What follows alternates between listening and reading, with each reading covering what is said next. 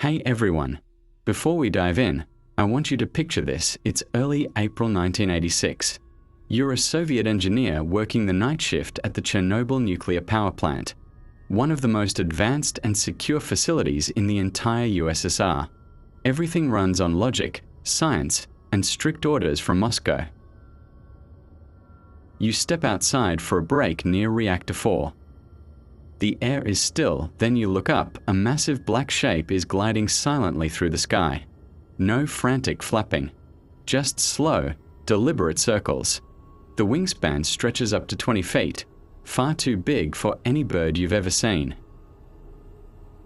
The body is pitch black, like it swallows the light around it, scorched and unnatural. It looks almost humanoid, but grotesque, and the worst part? It has no head, no neck, just a heavy, fused torso, then the eyes appear. Two glowing red orbs burning from its chest, staring straight down at you. In that instant, pure, ice-cold dread floods your body. Not fear of getting caught slacking on duty. Not fear of radiation, something deeper, primal, and then you realize something even worse. It's not just flying above the reactor, it's watching you. You're not alone in this. Multiple workers reported the exact same thing in the weeks leading up to one of the worst disasters in human history. This is the story of the Blackbird of Chernobyl, the Ukrainian cousin of the Mothman that allegedly appeared right before the nuclear meltdown that poisoned a continent. Let's go back to the beginning. In the first weeks of April 1986, strange whispers started spreading quietly among the engineers, operators, and mechanics at the plant. These weren't loud conversations in the break room. They were hushed talks behind closed doors, quickly shut down whenever a supervisor walked by. People described seeing a huge winged figure circling above the reactors at night. At first, they tried to dismiss it, just a big stork or crane, they said. But the details never added up. This thing didn't hunt, it didn't fly like any normal bird. It didn't behave like anything they understood. It glided with eerie patience, as if it was observing everything happening below, and then came the part that made even hardened Soviet workers go silent. It appeared headless, the head either missing entirely or fused so tightly with the torso that no neck was visible. Instead, bright red eyes glowed from the chest or upper body, piercing, unnatural, locking onto anyone who looked up. That stare. It wasn't curious, it wasn't confused, it was knowing. And it filled people with overwhelming dread. Those who saw the Blackbird didn't just walk away shaken, they started suffering. Horrible, recurring nightmares, night after night. The same visions, Reactor 4 exploding in flames, people screaming as an invisible poison tore through them. Bodies collapsing, chaos, fire, death. They would wake up drenched in sweat, convinced of one thing: this hadn't happened yet. But it would. Then came something even more disturbing. The phone calls, late at night, no voice, no greeting. Just breathing, slow, heavy, too close. Sometimes there were whispers, not clear, not understandable, but enough to make one thing certain: something was there, something was watching, and every time after those calls, the shape would return. Back in the sky, circling, waiting. One of the clearest sightings happened just days before the explosion. A group of operators from the fourth reactor stepped outside. Suddenly one of them shouted and pointed upward. There it was, right above Reactor 4, the Blackbird. Huge, headless, red eyes burning from its chest, moving in slow, controlled circles, completely calm, completely unaffected, and in that moment, every single one of them felt it. This wasn't random. This was a warning.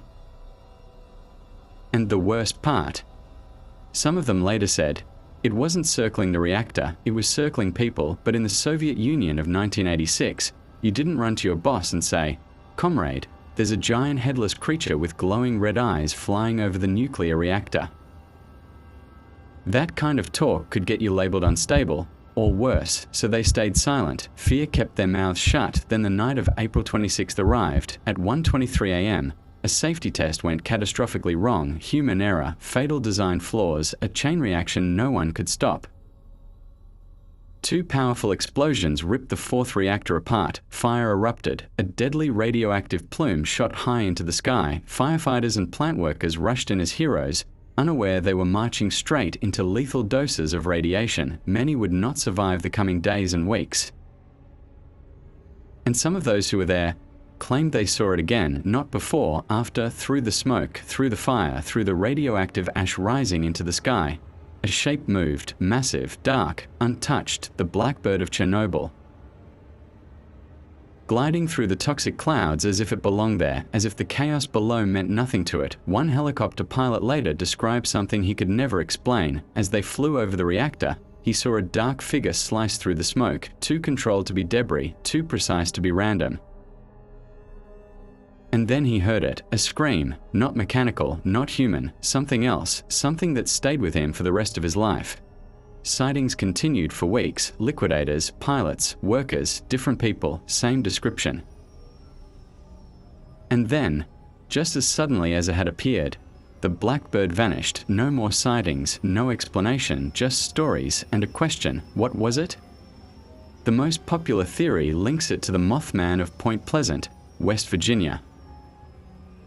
In 1966 and 1967, residents reported a nearly identical creature right before the Silver Bridge collapse that killed 46 people. Same wings, same glowing red eyes, same sense of dread, same warnings, and just like in Chernobyl, it disappeared after the disaster. The parallels are hard to ignore. Others look to Slavic folklore, where blackbirds are not just animals, but omens, messengers, warnings of death. Some believe the blackbird wasn't a creature at all, but a response, something ancient, reacting to something humanity was never meant to control. Because Chernobyl wasn't just an accident, it was a moment where humanity went too far and maybe something noticed. Skeptics offer simpler explanations: stress, exhaustion, a misidentified bird in the dark. The human mind under extreme pressure can create monsters, but even then, questions remain. Why the same description? Why the same nightmares? Why the same details from people who never spoke to each other? And why did it stop right after the disaster?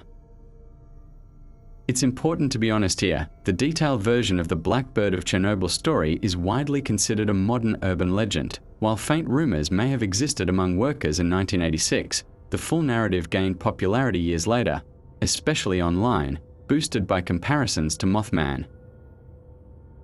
Many of the most dramatic accounts come from people who didn't live long enough to be questioned again, which makes verification almost impossible, and yet, the story refuses to die because legends like this don't come from nothing, they grow from something real. Even if that something is fear itself, because what happened at Chernobyl was beyond normal human understanding. Invisible death, silent contamination, a disaster you couldn't see, but that would follow you for the rest of your life. Maybe the blackbird was just a way to give that fear a form, a shape, something you could point to and say, that's what's coming. Or maybe it was something else entirely, something that doesn't belong to one place, one country, one disaster.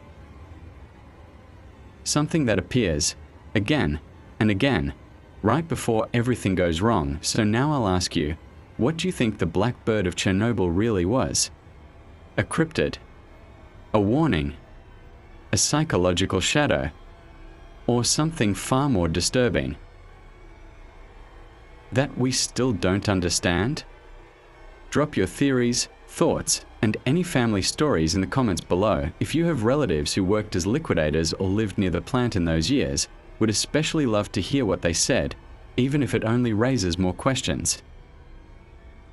The most interesting comments may be featured in a future video, and if you enjoyed deep, atmospheric dives into mysteries, cryptids, dark history, and the unexplained, hit like, subscribe, and turn on notifications, because in places like the Chernobyl exclusion zone, the darkness often hides far more than just radiation and abandoned lives. Sometimes, the universe really does send signs. The greater tragedy is how often we choose to ignore them until it's too late. Until the next mystery, this was Rulik Enigmas. Stay safe out there.